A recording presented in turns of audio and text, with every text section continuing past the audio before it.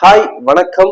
2025ல முக்கியமான central government போஸ்டிங்கான ஒரு vacancy வந்து இன்ஃபார்ம் பண்ணியிருக்காங்க. நோட்டிஃபிகேஷன் வந்திருக்கு. ஸோ எக்ஸாம் 2026ல நடக்க போகுது. ஸோ என்ன போஸ்டிங், என்ன சேலரி, லாஸ்ட் டேட் எப்போ, என்ன டிபார்ட்மெண்ட் கால்ஃபர் பண்ணியிருக்காங்க அப்படின்னு சொல்லி பார்க்கலாம். என்ன நோட்டிஃபிகேஷனா சிஎஸ்ஐஆரோட நீரி ரெக்ரூட்மெண்ட் தான் இப்போ ரிலீஸ் ஆயிருக்கு. சிஎஸ்ஐஆர்னா என்ன, Council of Scientific and Industrial Research.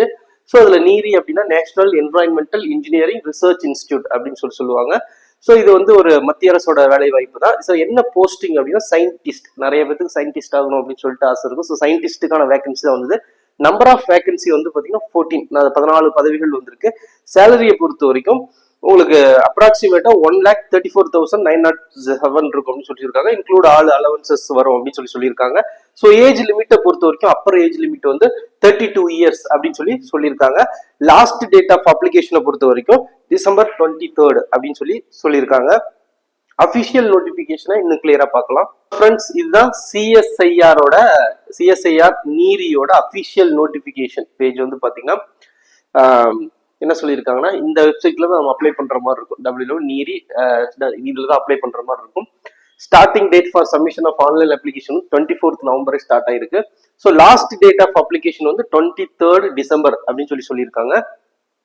So CSIR சிஎஸ்ஐஆரோட நீரியை பொறுத்த வரைக்கும் நேஷனல் என்வரான்மெண்டல் இன்ஜினியரிங் ரிசர்ச் இன்ஸ்டியூட்டை பொறுத்த வரைக்கும் எந்த வருஷம் எஸ்டாப்ளிஷ்மெண்ட் இயர் 1958 அப்படின்னு சொல்லியிருக்காங்க.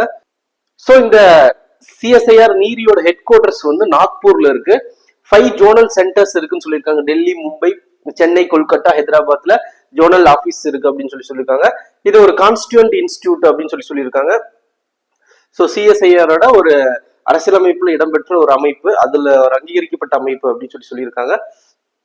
ஸோ இது வந்து போஸ்டிங், நம்பர் ஆஃப் போஸ்டிங் வந்து 14 இருக்கு இல்லைங்களா.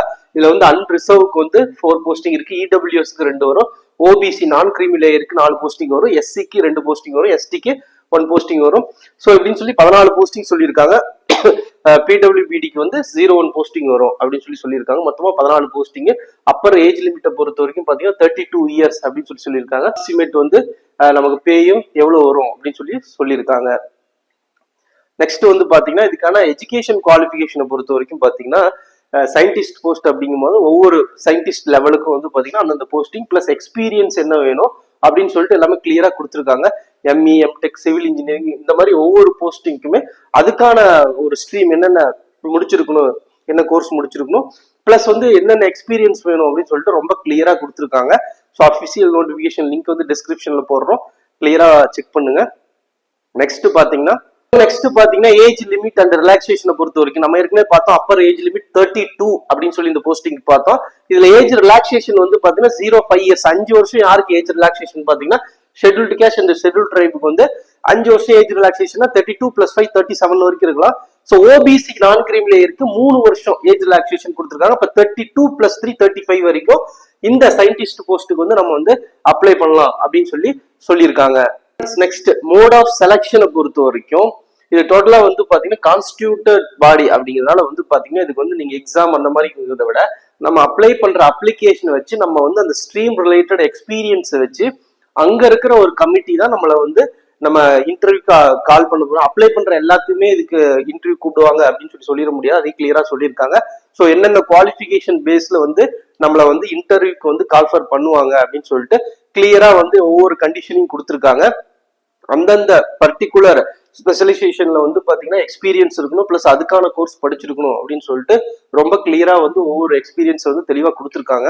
ஸோ நெக்ஸ்ட் எப்படி அப்ளை பண்ணும் அப்படின்னு சொல்லி பாத்தீங்கன்னா இந்த நீரியோட வெப்சைட்ல தான் வந்து பாத்தீங்கன்னா ஆன்லைன் மோட்ல தான் அப்ளை பண்ணும். லாஸ்ட் டேட் வந்து 23rd டிசம்பர் அப்படின்னு சொல்லிட்டு ரொம்பவே கிளியரா சொல்லியிருக்காங்க. ஸோ நமக்கு பொறுத்த வரைக்கும் பாத்தீங்கன்னா 14 வேகன்சி இருக்கு. போஸ்ட் நேம் வந்து சயின்டிஸ்ட்னு சொல்லியிருக்காங்க. ஸோ சேலரி எவ்வளோ, ஏஜ் லிமிட் 32 + 3 + 5 அப்படின்னு சொல்லி ஏஜ் ரிலாக்ஸேஷன் கொடுத்துருக்காங்க. 23rd டிசம்பர் லாஸ்ட் டேட் அப்படின்னு சொல்லியிருக்காங்க.